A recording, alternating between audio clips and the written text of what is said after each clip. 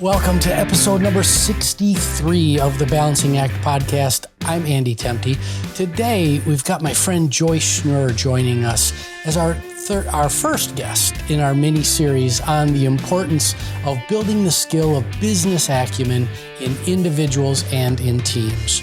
Joyce is Senior Vice President of Product Strategy at Kaplan North America. And Joyce, I'd like to welcome you to the show and thank you for sharing your talent and insights. Thank you. I'm so thrilled to be doing this. I've been listening to your podcasts, and obviously we've known each other for a very long time. So I'm very thrilled that you asked me to be a guest. A very long time. And for our listeners, I have the legacy Kaplan Financial coffee mug that I probably was produced in the late 2000s. So a little plug for the part of the Kaplan business that you run. Yes. It's just a part of your portfolio, but the old Kaplan Financial. So absolutely. All right. So Joyce, as we always do, before we get started, it would be great if you told our listeners your story. Absolutely. I have been with Kaplan for 16 years. I started my career as a certified financial planner. I worked in the wealth management space. I worked at a company called the Acumen company, which is part of Goldman. And then I worked at Deloitte for a number of years. And when I worked at Deloitte, I was teaching in a Kaplan partnered program at Duquesne University here in Pittsburgh. I'm from Western Pennsylvania. And for a number of years, from about 2002 to 2006, I did one of our weekend executive CFP programs. And in 2006, Kaplan asked me to come on board and head up faculty for the CFP. It was a big decision from a career perspective because I had been working one-on-one with customers, and now I was going into the education field. And a lot of people have asked me over the years, how did you make that change? Why did you make that change? And it became fairly obvious to me as I was teaching. When I was working with individual customers, I was teaching them about financial planning, their own net worth, how to grow, how to think about retirement. And I loved the field. And I realized as an educator working on the education side, I could expand the amount of people that's really necessary to support everybody that needs, I firmly believe, this the help in planning for their financial futures. So I made that leap and I came over to the education side and I headed up the faculty for a period of time, ultimately took on the responsibilities of the CFP product line, moved into financial services about circa 2010, where that cup came from, and now grew to really heading up product strategy and the entire business and financial services product lines within Kaplan North America. Yeah, that's great. Do you think that most financial advisors, this is kind of a loaded question, but do you think that most financial advisors view their role as that of an educator? I think if we had more financial advisors thinking like you did, that you're an educator and obviously a relationship manager, but that education component, would we be better off? I firmly believe that. And you can even look where on the wealth management side, on the financial planning side in CFP, the content has moved from just technical content to understanding the business psychology and working with customers. So all of that absolutely works together. And I think the better planners, not the order takers, but the better planners are the one that see their role as educating their customers.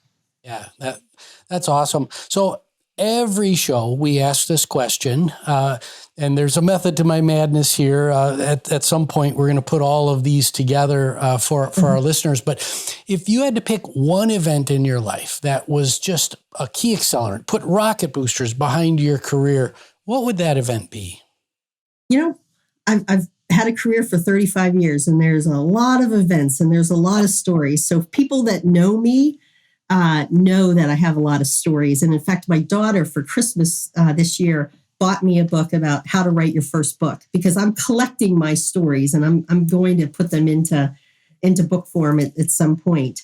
But Nice. I was thinking about this question, and there's a couple of stories that involve you, and there's a few others. So I'll probably share one that is prior to my Kaplan career, because I think it fits in with the theme of what we're talking about today. Very early on in my career, I was an analyst. And so I worked with a financial planner. I put together what we called surveys, which were basically big books of balance sheets and soup to nuts, everything about our individual customer. And our focus was corporate executives. And we had a particularly difficult corporate executive who was a president of a division of a large Fortune 500 company, and he was retiring at the age of 65, the day he turned 65, because that's what you do. And so at that point, he had amassed a lot of wealth. A lot of it was in retirement plans. There was something called an excise tax. And I did all the analysis. And I had been pushing my boss at the time to take me to some of the client meetings, because I really felt like I needed to be in front of people as opposed to just doing the numbers. So he took me to the meeting, and we had so many exhibits and things to put in front of him. And my boss said, "You can come, but don't say a word." And I was like, okay. And we were sitting across from the client, and he was getting kind of overwhelmed and confused. And so he turned to me and he looked and he said, "Tell me, what would you do?" And if my boss could have kicked me under the table, he probably would, but I was sitting too far away. And so I had analyzed everything. I knew his overall situation probably better than anybody in the room. So I proceeded to tell him what I thought. And I put it and consolidated it down to easy points for him to digest, as opposed to the, quite frankly, CYA discussion that was happening, because there was a lot of technical things that we had to go through. I still, for my 19 years, I worked with that customer and his family. He's so appreciated. But what I learned from that was have a voice, do your homework, and be prepared for whatever situation that you're in. And I vowed at that point to always have that voice, and to know that I have value in whatever situation I might be sitting in. So I think that was early on in my career. Have a voice, do your homework. Gosh, Joyce, I really, really love it. Let's dive into the topic at hand, which is very much interconnected with what you just talked about. When you hear the phrase business acumen, what does that mean to you? To me, it's foundational in that whatever business you're in, you have to be able to learn the business. You have to understand the inner workings. When I was listening to your setup introduction to this series, one of the things that you talked about was really having a knowledge of that business, the flow, what it takes to get the product to the customer. And I think that that's so critical. So when I think of business acumen, I am thinking about the customer, how I fit into that role, and what are all the different functional areas that support that customer. So to me, that's what business acumen is. Thank you. We're collecting, as this series progresses, we're collecting those definitions. Each of our guests has a slightly different twist, and I really like yours. Also in this series, there's a method to our madness, because we're going to focus on the how and the what do we do? How do we make the world a better place? So let's dial the clock back to elementary school, to primary and secondary education. We know that there are a lot of humans that go into the workforce that are not prepared for the world of work. In your assessment, what needs to change in primary and secondary education to improve business literacy, which is the precursor of business acumen? the interesting thing about this is, as you well know, there is, as I talked about, the technical aspect of a designation that I have versus the human aspect and the skills that you need to do your job. That's really hard to identify when you look at primary schools or secondary schools. But when you think about it, this really starts early. There's the old, I think there was a book that came out that said 30 plus years ago, everything I needed to learn, I learned in kindergarten, right? So what did you learn in kindergarten? You learned about communication. You learned about respect for teachers. You learned about sharing and collaboration. And I think that those are all really important skills in a primary school setting. But what I think is missing as you progress through your grades is the ability to do problem solving. So many parents these days attempt to problem solve for all of their children and their needs. And they don't let the kids work through those problems. They feel more, I'm going to call that parent, or, I'm going to talk to your teacher, or I'm going to talk to the principal, where you have to let the students work through their problems. And I don't think that is something that is generally recognized as it's just an important skill from when you get into the business world or the work world. You are solving your own problems. You're not calling your mom and dad. Although my daughter at the age of 31 calls me every once in a while and says, Mom, I've got this problem. Like, what do I do? How do I handle this at work? So I appreciate that I'm getting giving counsel at that. But she still has to work through that on her own. I'm not calling your boss. Although we've had several customers where we've had parents call and ask, why did you pass my son or daughter? Right. It's intriguing to me. But I think that problem solving is something that is not on the forefront of maybe what teachers are doing, what parents are doing, and setting their children and the students up for success. So that's one of the things. The schools are all over communication. They now have speech classes and communication classes.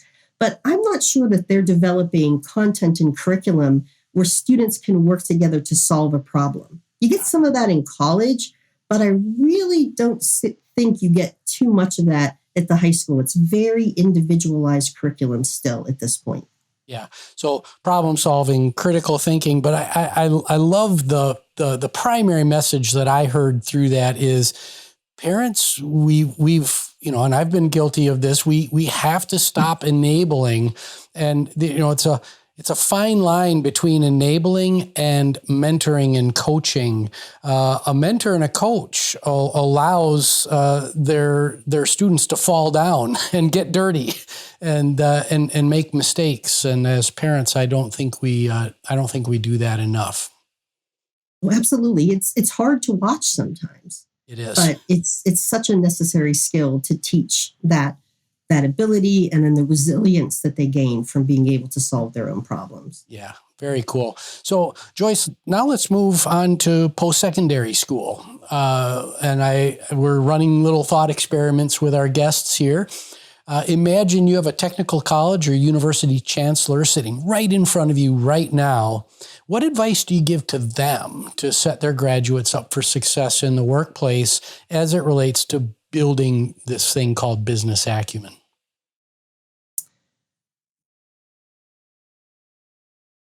At the university or technical college or any type of, post-education for a skill, there has to be, the technical or vocational schools do a much better job at this. They are hands-on. They are doing the job. There's the experiment, the experience that they're going through.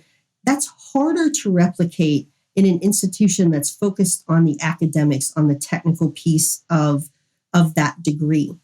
And I think that there has to be opportunities. And I feel that there's a tremendous amount of opportunities for students to get involved. But are they getting involved the right way. For example, when I interview someone that's maybe coming out of school or coming to us, not directly out of school, the resume is such a focus of what they have and they put in front of us. They want to read through the resume. They want to tell you all the clubs and the things that they were involved in. But I want to hear about what they've done within those clubs. And so many times there's not that focus. It's about, checking the box. Oh, I was president of this sorority, or I was involved in this particular club. But what did you do within that? What was the activity? And I think that sometimes it's different, right? When you're going from high school to college, those colleges are looking for that long resume of all the things that you were involved in. But when you're in college, I think you have to be a little bit more judicious and really spend time on the experiential opportunities that you have. I even follow this in my own life currently. Many times people ask us to be on boards in our communities and different things.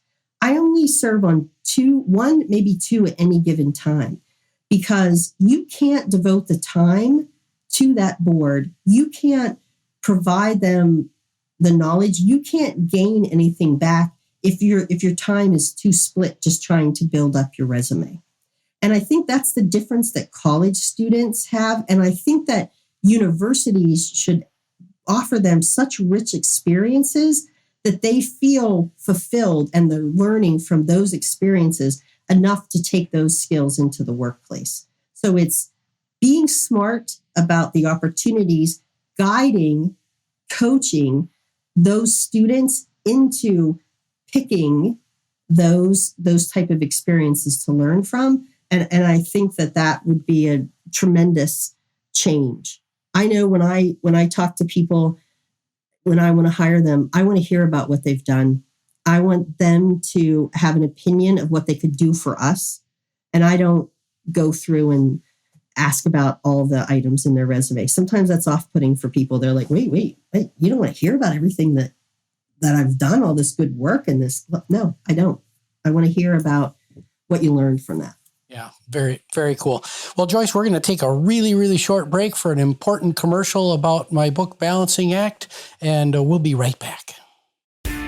Thanks for listening to the Balancing Act podcast. I'm Andrew Temte. In my book, Balancing Act, Teach, Coach, Mentor, Inspire, I explore the characteristics required of leaders who must find balance between strength and vulnerability, confidence and selflessness, passion and measure, and leadership and followership. Balancing Act is available today at Amazon.com. And we're back. Joyce, we talk a lot on this show about alternative paths to workplace competency, skills-based hiring, and the reskilling revolution specifically. Business acumen, much like skills like emotional intelligence, rely on a portfolio of skills. If you had to pick two sub-skills that are absolutely essential to improving business acumen, what would they be?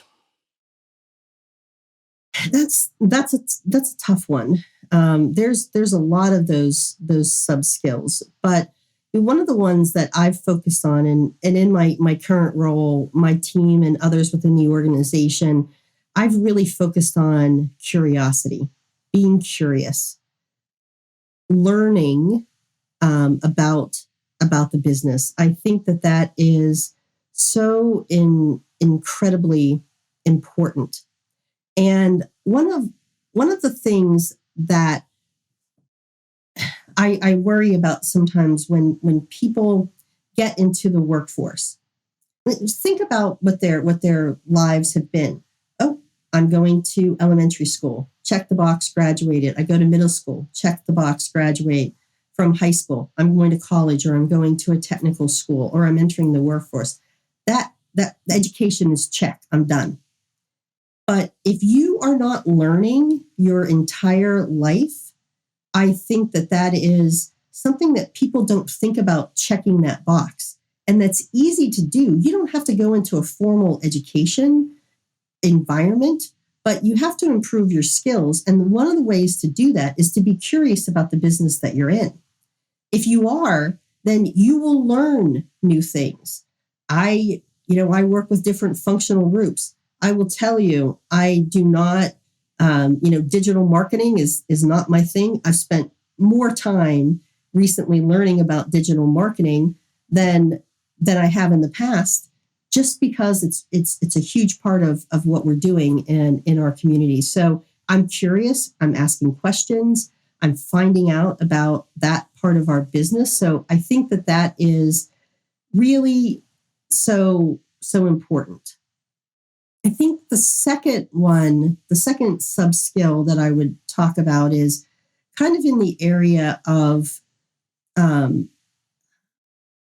assuming good intent, assuming that when you're talking with individuals in other departments, that they are thinking about the customer and you are thinking about that customer, and you may have differences. There might be some really constructive conflict that might be happening at the time, but everybody has that customer in mind. You assume that they have good intent, and working through that constructive conflict, I think, is really important. One of the other things that I've used, and as I've been in a leadership role, I've told people many times, listen, I only have time for one person on my list at any given moment. You can fill in the blank on your blank list. Yes, my blank list. And so people will call me up and they'll say, Joyce, you're going to be mad. This happened or that happened. And, we had an issue here. And I'll say, that doesn't even make the list, right? And it helps people to realize that there are some conflicts. There are things that are going to not go right as we've planned. There's going to be conflict, but we'll work through those. And those are not big issues. And people need to be comfortable having those difficult conversations, as opposed to trying to kick the can down the road or not being transparent. That gets a business into trouble all the time. Yeah. So what I heard was curiosity, lifelong learning, and then being able to engage in, constructive feedback, constructive conflict, and assuming those best intentions. So many of us, myself included in the past, have gone into those conversations with assumptions about how it's going to go, and you reap what you sow, right? In terms of those expectations of that conflict. You did a great job of setting me up for this weekend's Saturday morning Muse is going to be on constructive conflict and tips for that. So that'll be out there for our listeners. Now, Joyce, I want to run one more thought experiment.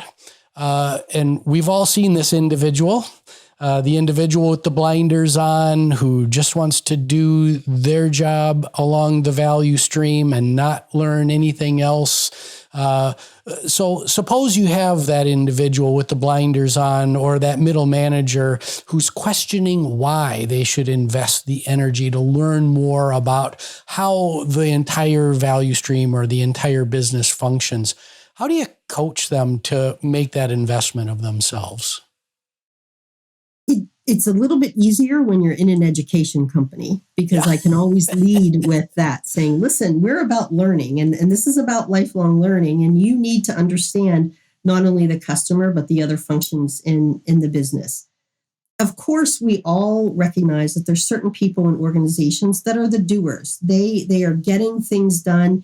They are important elements of the workflow that we have in getting our product to customers. But they can't have such blinders on that they don't see that the decisions that they're making are affecting other parts of the organization. That's when managers get called in most often to say, hey, listen, I need help with this department or with this individual, and they're not getting out of their lane. It makes a manager's role so much easier if you set the expectations with your teams that that is the expectation. You are to understand what's in the best interest of the customer. You are to work, collaborate with those groups. And I always recommend, sometimes we're so focused on what we do. When is the last time, I would say to people, and I've used this several times, when's the last time that you went into our learning management system and acted like a student? When's the last time you went to the website and tried to buy a product? And how does that work? You need to be that student, because you may not feel that you're impacting that student experience in your little defined role that you're in, but you absolutely are in some measure or form. And taking and understanding not just internally what you need to do, but external to our customers is so critically important. And I challenge people to do that. I'm also very intrigued. A lot of companies that, I read about, there's a more systematic approach to rotating people through functional areas. And I think to the extent that you can do a ride along, or you can, sit in a meeting and learn about a function, it's so critically important. You may not be moved to another department, but you get a sense of what they do and how they are hopefully focused on that same customer experience that you are, wanting to achieve the same outcome. And then you become, much closer from an organization perspective. So I think that always bringing it back to lifelong learning, focus on what the customer is, gets most people out of the funk or the lane that they're in. Yeah, well, thank you for that. When you and I were working together, our dear friend Andy Perkins would say, let's not have any tourists in this meeting. If you're not here to learn and contribute, then you don't belong. So I've been thinking a lot about that tourist concept, and to build business acumen as leaders, I think the mistake that I made was thinking too much about the tourists and not thinking about educational tourism within our businesses. That we need to make it okay to ride along with the intent to learn and grow and take learnings back. Yes, Andy's mindset of, let's, don't be a tourist, that's still valid, because, but it has to be okay if the tourist is there with the intent to learn and take things back to their team. Yeah. I mean, it goes back to what I said in the verse, what lesson did you learn early in your career? And it was, have a voice, understand, and you might just be contributing to the conversation for a decision that needs to be made, or you may be asking questions to learn, and that's okay too, because you're going to have a different perspective than other people sitting in that room, and sometimes that perspective needs to be heard. So we're nearing the end of our time. This is our last question. Earlier this year, we had General Assembly Chief Product Officer Danielle Churkop on the show. You're a product leader. Danielle was on the show to talk about accountability in product management. As we close out today's episode, how does improved business acumen help improve accountability? First of all, I think it's understanding what all the processes are necessary to get to the customer experience and to the product that you want. Sometimes we look at accountability as, what are our revenue goals? What are our operating income goals? What are our student outcome goals? But there's so many parts of that story that different groups have to be accountable for different things. That's ultimately the goal of the entire organization. I certainly understand that. But there are pieces of accountability: getting the product to market on time, being good partners to the other business functions that you have, getting them the information that they need in a timely manner so that they can do the next step in the process. So everybody should have the accountability to what the ultimate goal is, but being that good partner in the interim and being accountable for your own work and timeliness, I think is so critically important, because we are all about what is that process flow and how long it takes to get those good products to market.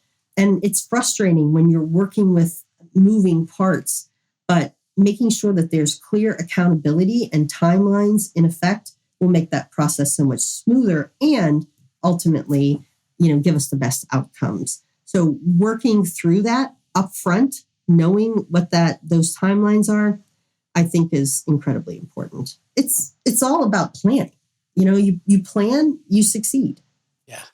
Well, and thank you for that, because in my new book, it's called The Balanced Business, and I talk a lot about flow along the value stream, and I think that's really one of the things you were alluding to, that accountability comes from smooth handoffs, good planning, sharing goals, et cetera.